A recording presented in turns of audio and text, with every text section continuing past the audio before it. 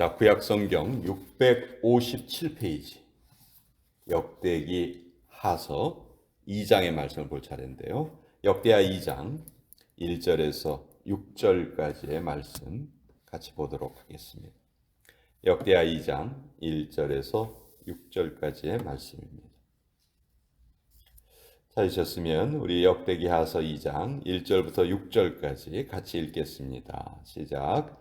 솔로몬이 여호와의 이름을 위하여 성전을 건축하고 자기 왕위를 위하여 궁궐 건축하기를 결심하니라. 솔로몬이 이에 짐꾼 7만 명과 산에서 돌을 떠낼 자 8만 명과 일을 감독할 자 3,600명을 뽑고 솔로몬이 사조를 두로왕 후람에게 보내어 이르되 당신이 전에 내 아버지 다윗에게 백향목을 보내어 그가 거주하실 궁궐을 건축하게 한 것 같이 내게도 그리 하소서. 이제 내가 나의 하나님 여호와의 이름을 위하여 성전을 건축하여 구별하여 드리고 주 앞에서 향재료를 사르며 항상 떡을 차려 놓으며 안식일과 초하루와 우리 하나님 여호와의 절기에 아침 저녁으로 번제를 드리려 하오니 이는 이스라엘의 영원한 규례니이다. 내가 건축하고자 하는 성전은 크니 우리 하나님은 모든 신들보다 크심이라. 누가 능히 하나님을 위하여 성전을 건축하리요. 하늘과 하늘들의 하늘이라도 주를 용납하지 못하겠거든. 내가 누구이기에 어찌 능히 그를 위하여 성전을 건축하리요. 그 앞에 분향하려 할 따름이니이다. 하나님의 말씀입니다. 아멘. 자, 우리 성경 전체를 66권이나 되는 이 방대한 분량을 우리가 통전적으로 이해를 해야 한다. 그러니까 성경 전체를 하나의 주제로 우리가 이해할 수 있어야 한다. 근데 그 주제가 여러 가지가 있어요. 성경을 구원이라는 그 하나의 주제로 창세기부터 요한계시록까지를 하나로 꿰을 수가 있어요.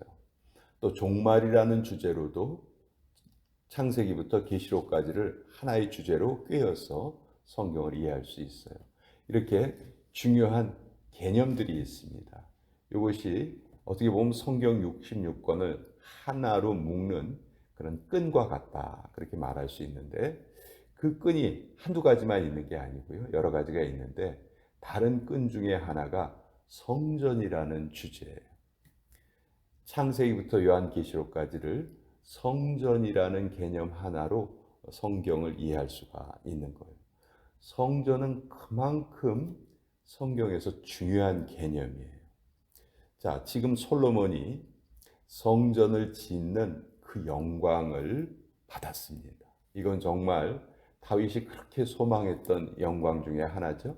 그런데 하나님이 솔로몬에게 이런 영광을 주셨어요. 역대기하서 1장에 보면, 앞장에 보면은 기브온 산당에 가서 솔로몬이 1,000번제를 드리면서 그때 그 밤에 하나님이 솔로몬에게 나타나시죠. 내가 너에게 무엇을 줄꼬? 그때 듣는 마음을 주시옵소서. 그렇게 말을 하고 하나님의 칭찬을 받고 이제 성전을 짓는 그 일을 시작을 하게 됩니다. 자, 솔로몬은요, 이 성전을 지을 때 그 이전에 하나님을 만나 뵌 그 경험이 있기 때문에 이 성전이 왜 지어져야 되는지, 무엇을 위해서 지어져야 되는지를 정확하게 인식하고 있었어요. 그것이 1절에 나오는데 솔로몬이 여호와의 이름을 위하여 성전을 건축하고, 성전을 건축하는 이유가 뭐죠? 하나님의 이름을 위하여서 건축한다. 그리고 궁궐은 왜 건축하죠? 자기 왕위를 위해서. 그러니까 성전과 궁궐에 똑같은 건물이지만 그 건축하는 그 의도 자체가, 마음가짐 자체가 완전히 달랐다는 것을 알 수가 있어요.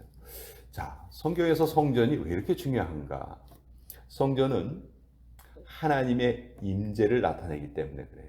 하나님이 우리와 함께 하신다는 그 상징이 성전을 통해서 보여지는 거죠. 자, 솔로몬 이전에는 성전이 있지 않았어요. 그때에는 성막의 형태였죠. 그렇기 때문에 하나님의 임재가 이곳저곳 움직였습니다. 근데 솔로몬이 성전을 짓고 나서 비로소 하나님의 임재가 예루살렘에 안식을 하실 수 있게 된 거예요. 자, 그래서 이 솔로몬이 성전을 지으면서 자기가 지금 하고 있는 일이 어떠한 일인지를 정확하게 인식을 하고 있습니다.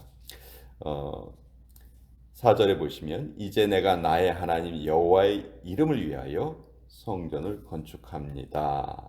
그리고 그 하나님을 위해서 성전을 건축하지만 그 하나님은 어떤 분이시냐? 5절에 내가 건축하고자 하는 성전은 크지만 우리 하나님은 모든 신들보다 크신 분이십니다. 하늘이라도 하늘들의 하늘이라도 하나님을 성전 안에 용납하지 못합니다. 즉 하나님은 모든 것을 초월해서 계신 분이시기 때문에 내가 성전을 짓는다 해도 그 성전이 하나님을 용납하지는 못합니다. 그렇지만 하나님이 주신 규례를 우리가 계속 지키기 위해서 이 성전에서 하나님이 임재하신다는 것을 깨닫고 그 하나님을 만나고 제사 드리고 절기를 지키고 규례를 지키기 위해서 내가 이 성전을 짓겠습니다. 그런데 그냥 조그맣게 짓는 것이 아니고 정말 내가 정성을 다해서 거대하게 크게 성전을 짓겠습니다. 이렇게 솔로몬이 하나님께 고백하는 내용이에요. 정말 솔로몬의 이 고백대로 7년의 기간 동안 모든 그 정성을 다해서 당시 세계 최고의 건축 기술로 세계 최고의 재료로 이 성전이 지어집니다. 그 내용이 이제 역대기서에 쭉 계속 기록되어 있습니다.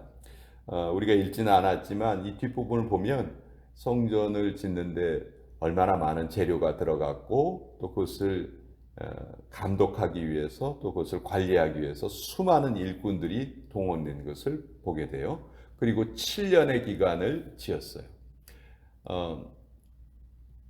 솔로몬이 이 성전 건축을 마치고 자기의 왕궁을 또 짓습니다. 근데 왕궁은 몇 년에 걸쳐서 지었죠? 13년에 걸쳐서 지었습니다. 자, 우리가 하나님의 전은 7년에 걸쳐서 짓고 자기 거는 13년을 지었다고? 그러면 자기 걸 짓는데 거의 2배의 기간이 들었네. 성전보다 더 화려하고 더 정성을 들여서 지었기 때문에 기간이 오래된 게 아닌가? 우리가 그렇게 생각할 수 있지만 아니에요. 그게 무슨 뜻이냐면 이 7년의 기간 동안 모든 재료, 모든 힘을 다 쏟았어요. 그리고 나서 자기 궁궐을 지으니까 재료도 부족하고 힘도 빠지고 그래서 13년이 걸린 거지. 자기 궁궐을 짓는데 더 많은 그 에너지를 쓴 게 아니에요. 즉 그 반대예요. 하나님의 전을 짓는데 너무 열심을 다했던 것이죠. 그만큼 성전을 잘 지었어요. 그리고 이 성전을 봉헌했을 때 하나님의 임재가 이 성전에 가장 임합니다. 하나님께서 구름으로 이렇게 임하시죠. 그리고 이 성전이 봉헌된 것을 하나님이 기뻐하셨어요. 자, 여기까지는 모든 것이 다 잘 진행된 것 같아요. 근데 문제는 그 다음부터예요. 솔로몬이 이 성전을 지은 이후에 이 성전은 솔로몬이 말한 것처럼 하늘의 하늘이라도 하나님을 용납할 수 없어요. 그렇다고 해서 성전을 그렇기 때문에 그렇게 잘 지어놓은 성전이라 할지라도 하나님이 그 성전 안에만 계시는 것은 아니거든요. 하나님이 임재하신다는 상징을 보여주는 것이지 하나님이 성전에만 계시는 건 아니란 말이에요. 근데 이스라엘 백성들이 이것을 오해하기 시작을 합니다. 무슨 얘기냐면 하늘의 하늘이라도 하나님을 감당하고 용납하지 못하는데 이스라엘 백성들은 하나님을 성전 안에만 가둬두려 했어요. 무슨 말이냐면 성전 안에서는 경건했습니다. 성전 안에서 드려지는 제사와 예배 그 어느 누구보다도 엄숙하고 근엄했어요. 근데 문제는 그것이 성전 바깥으로 나갔을 때 그 마음이 그 태도가 이어지지 못했다는 거예요. 성전 밖의 모습과 안의 모습이 너무 달랐어요. 한마디로 이스라엘 백성들이 하나님을 성전 안에 가둬놓으려고 했던 거예요. 그리고 그 안에 들어가서만 잘하려고 했던 것이지. 어느 신학자가 이런 말을 했습니다. 참된 부흥에 가장 큰 방해가 되는 것은 주일 아침 예배에만 참석하는 썬데이 크리스찬들이다. 이 사람들이 참된 부흥의 가장 큰 방해꾼이다. 불신자가 부흥의 방해꾼이 아니고 주일 예배, 주일 아침 예배에만 잠깐 참여하라는 사람들이 부흥의 가장 큰 걸림돌이다. 이런 말을 누가 했어요. 주일 아침 예배 오는 사람들을 정죄하기 위해서 하는 말이 아니죠. 거기에서 그들의 신앙이 마감된다는 것이 가장 큰 문제라는 거예요. 그 믿음이 바깥으로 퍼져나가야 되잖아요. 우리 일상의 생활에서 보여져야 되잖아요. 근데 그렇지 못하다는 거죠. 과거 이스라엘의 잘못이 바로 이거였어요. 성전을 지어놓고 야 이제 다 됐다. 이제 성전 안에서 하나님 만나면 돼.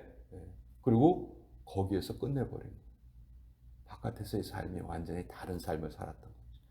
하나님이 이것에 대해서 얼마나 분노하셨는지 모르겠어요. 그래서 이사야서에 보면 너희는 내 마당만 밟을 뿐이다. 말라기서에 보면 누가 이 성전문을 닫아줄 사람이 있었으면 좋겠다. 하나님이 그렇게까지 한탄하셨어요. 우리의 믿음이 어느 한 장소에만 국한되어 있다면 그건 잘못이라는 것이죠. 그래서 결국 하나님이 어떻게 하세요? 솔로몬이 이렇게 정성스럽게 지어놓은 성전을 하나님이 바벨론의 침략을 통해서 파괴시켜 버리시죠. 자, 그 다음에 스룹바벨을 통해서 두 번째 성전이 지어집니다. 근데 두 번째 성전에는 결정적으로 뭐가 없었어요? 언약궤가 없었어요. 첫 번째 성전이 부서지면서 언약궤가 어디로 갔는지 몰라요. 누구는 그 일이 있기 전에 이미 어디로 빼돌렸을 것이다 그렇게 말하는데 성경에 뭐 정확한 이야기는 나오지 않아요. 자, 그 스룹바벨 성전도 나중에 헤롯이 이것을 더 크게 중축을 하죠. 46년이 걸렸습니다. 엄청난 규모로 지어졌어요. 이스라엘 백성들이 그거에 대해서 정말 자부심을 느끼고 좋아했죠. 근데 예수님께서 뭐라고 그러셨어요? 저걸 헐어버려라. 내가 3일 만에 다시 짓겠다. 이렇게 말씀하셨죠. 그러니까 겉으로 보이는 것은 아무리 화려하고 아무리 거대해도 전혀 의미가 없다는 거예요. 결국 그 헤롯 성전도 AD 70년에 로마 군대에 의해서 완전히 다 무너지고 일부러 서쪽 벽만 잠깐 조금 남겨놨죠. 그것이 지금 통곡의 벽으로 남아있는 것이죠. 자, 그러니까 성경 전체를 통해서 성전이라는 것으로 우리 성경을 꿰 수가 있는데 그럼 최후의 성전은 뭐냐? 바로 예수님이시. 예수님이 이 땅에 오셔서 예수님이 너희가 저 성전을 헐고 내가 3일 만에 다시 짓겠다. 내가 너희 죄를 위해서 대속하고 3일 만에 부활하겠다 하는 것을 그렇게 말씀을 하셨죠. 우리는 예수님의 분신이에요. 그러니까 우리가 오늘날 성전이에요. 아직도 이 예배당을 성전이라고 부르는 것은 신학적으로 잘못된 이야기입니다. 물론 건물을 조금 더 이렇게 좋게 부르기 위해서 성전이라는 말을 쓰기는 하지만 그건 신학적으로 잘못된 거예요. 더 이상 건물이 성전이 아니고 우리 자신, 예수님을 마음에 모시고 있는 우리가 성전이다. 그러니까 이 건물이 거룩한 게 아니고요. 거룩한 우리가 이 안에 있기 때문에 이 전체가 거룩한 것이죠. 자, 그럼 오늘 우리의 삶은 어떻게 해야 될까요? 이제 거룩의 범위가 이 건물이 아니라는 것을 알았어요. 우리가 거하는 모든 곳이 예수 그리스도께서 우리 안에 계시고 우리가 다니는 곳이에요. 그럼 그곳이 모두 다 거룩한 곳이 되어야 하는 것이죠. 물론 특별히 교회 건물을 잘 관리하고 이곳을 좋게 생각하고 그거 다 인간적으로 이해가 됩니다. 그렇지만 우리의 믿음은 결코 이 공간 안에 갇혀 있어서는 안 된다는 것이죠. 예배 드릴 때는 그럴듯한 모습으로 있다가 밖에 나가서 완전히 다른 사람으로 돌변한다든지 이거는 올바른 크리스찬의 삶이 아니라는 것. 부흥의 가장 큰 걸림돌이 될 수 있다는 것이죠. 그래서 오늘 이 솔로몬이 이렇게 참 열심을 다해서 건물을 지었지만 그 건물이 하나님을 가둬두려는 잘못된 용도로 사용될 때에는 하나님이 가차없이 그것을 부수셨다. 오늘날의 성전은 바로 나 자신이다 하는 것이 오늘 이 말씀이 주시는 핵심이에요. 그리고 우리가 성경을 그렇게 이해하는 것이 올바른 이해다. 내 삶이 거룩한 거예요. 내 안에 거룩한 분이 계시기 때문에 오늘도 그런 생각을 우리가 마음속에 품고 이 하루를 좀 같이 살았으면 좋겠습니다.